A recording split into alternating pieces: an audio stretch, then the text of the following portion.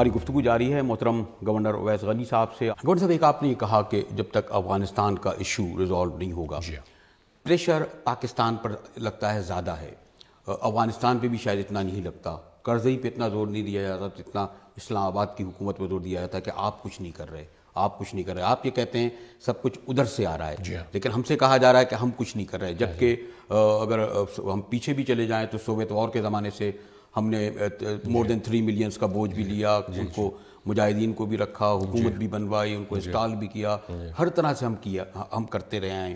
اب جب اتنا کرنے کے باوجود بھی اس وقت ورلڈ وائڈ جو انٹرنیشنل میڈیا بھی لکھ رہا ہے یا اوباما صاحب کی بھی اگر تقریر آتی ہے، ہم پر زیادہ پریشر یا ہم کو زیادہ جناب وہ کرتے رہے نا، وہ تو آپ اگر اپنی کوئی اسٹریٹجی چلا رہے ہیں کرتے رہے ہیں۔ ہم نے یہ دیکھنا ہے کہ زمینی حقائق کیا ہیں۔ زمینی حقائق یہ ہیں، اور یہ میں نے جنرل پیٹریس اور رچرڈ باؤچر اور رچرڈ ہولبروک سے بھی بات کی۔ میں نے کہا جی زمینی حقائق یہ ہیں کہ 7-8 سال سے آپ لڑ رہے ہیں، مجھے یہ بتائیں کہ آپ افغانستان میں آپ نے سیکیورٹی بہتر کر دیا، کہ آپ نے اسٹیبلٹی وہاں پولیٹیکل اسٹیبلٹی بہتر ہو گئی ہے، وائلنس ختم ہو گیا ہے، ملیٹنسی ختم ہو گئی ہے، سوشو اکنامک ڈیولپمنٹ جو ہے وہ اچیو کر لیا ہے؟ نو نو نو نو نو۔ ہم نے یہ یہاں پہ اس کا اسپل اوور میں ہم نے شروع میں ایک اسٹریٹجی سے کوشش کی، لیکن ہم سے بھی کنٹرول نہیں ہوا۔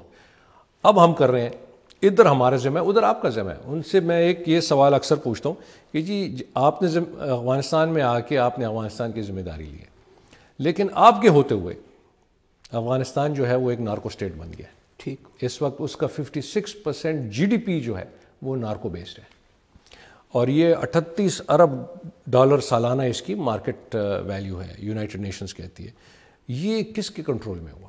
اس کی ذمہ داری کون لے گا؟ پاکستان تو اس کی ذمہ داری نہیں لے سکتا۔ ٹھیک۔ اس کے برعکس پاکستان میں جو 2003-04 میں بلوچستان میں 10,000 ایکڑ تھا انڈر کلٹیویشن اوپیم کا، آج 0 ہے۔ فرنٹیئر فاٹا میں 28,000 ایکڑ تھا، 4,000 سے کم ہو گیا ہے۔ اس کے اگر کمپیئر کریں افغانستان میں تو وہاں 2003-04 میں 38,000 ایکڑ تھا، آج 4 لاکھ ایکڑ سے تجاوز کر چکا ہے۔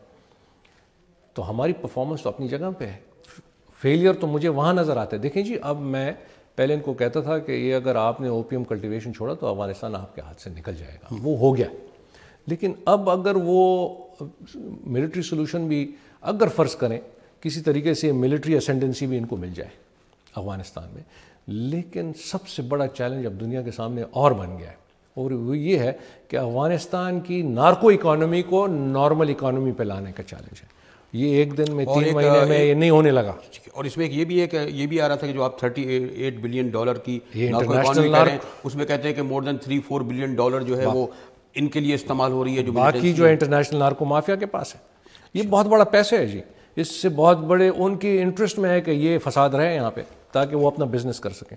اب سب سے بڑا چیلنج میرے نظر میں افغانستان میں اور انٹرنیشنل کمیونٹی کے لیے یہ ہو گیا ہے کہ ہم افغانستان کو کیسے نارمل اکانومی پہ لائیں، کیونکہ نارکو اسٹیٹ جو ہوتا ہے وہ ایک فیلڈ اسٹیٹ ہوتا ہے، اور وہ ہمیشہ اس ایریا میں بلکہ پوری دنیا میں انسٹیبلٹی کریٹ کرے گا۔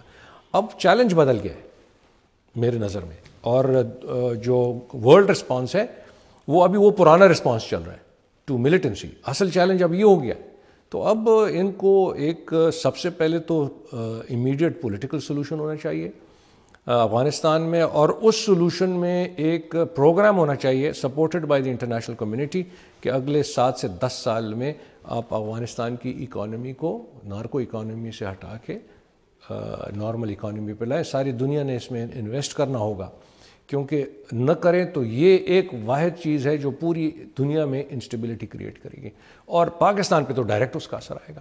ایک سوال ہوتا ہے اور بار بار ہوتا ہے، اور اس کی وضاحت اسلام آباد میں پریزیڈنٹ بھی کرتے رہے ہیں، پرائم منسٹر بھی کرتے رہے ہیں، اور آپ بھی کرتے رہے ہیں، لیکن ایک بہت اسٹرانگ پرسیپشن جسے آپ پہلے بھی کہتے رہے ہیں کہ رائے عامہ بہت ہی سادہ سیدھا یہ سمجھ رہی ہے کہ جو کچھ بھی ہو رہا ہے، اور ہماری ریلیجس پارٹیاں بہت زور دے کہتی ہیں ڈرون حملے، جس دن یہ حملے جی بند ہو جائیں گے، ہمارے لوگ کہتے ہیں جی اس دن بالکل امن سکون سب کچھ ٹھیک ہو جائے گا۔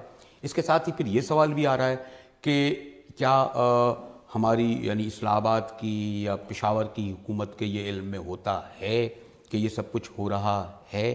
تو یہ جو ایک پوری جو ایک اسٹرانگ پرسیپشن، بلکہ پرسیپشن نہیں وہ تو بلکہ ایک ریئلٹی سمجھ کر لوگ یہ کہتے ہیں گورنر صاحب؟ دیکھیں جی، اس میں 2 باتیں کروں گا۔ نمبر 1، یہ ایک آپ نے تیسرا ذکر نہیں کیا، یہ بھی ڈیبیٹ بھی ہوتی ہے کہ جی یہ ڈرون حملے جو ہیں اس سے فائدہ ہو رہا ہے یا نقصان ہو رہا ہے۔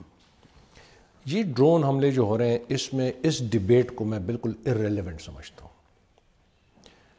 دیکھیں جی، اصل جو بنیادی بات ہے وہ پاکستان کی ساورنٹی کا ہے، تو کسی صورت میں یہ ڈرون حملے جو ہیں وہ پاکستان کو قبول نہیں ہے، کیونکہ باقی ڈیبیٹ ارریلیونٹ ہے کہ جی اس سے یہ ہو رہا ہے یا وہ ہو رہا ہے، یہ ارریلیونٹ ہے۔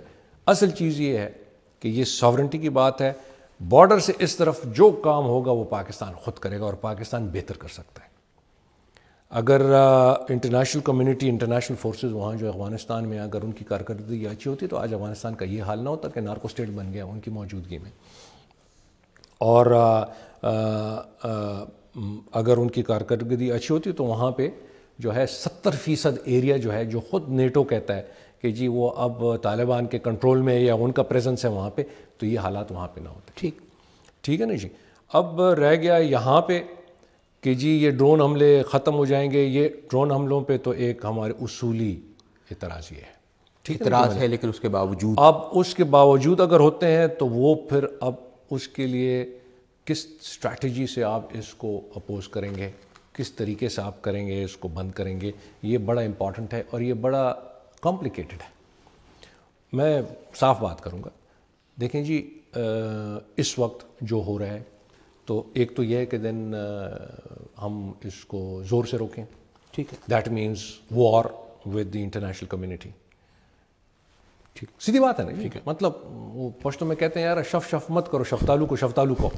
تو میں سیدھی بات کرتا ہوں، اس کو ہم نے جو ہے انٹرنیشنل کمیونٹی کو ایکسپلین کرنا ہے کہ یہ جو ہے یہ کاؤنٹر پروڈکٹیو ہے، یہ ان کا جو ہے مسئلہ اس سے حل نہیں ہونے لگا، بلکہ اس سے جو ہے پاکستان میں رد عمل اور سیویئر ہوتا جا رہا ہے۔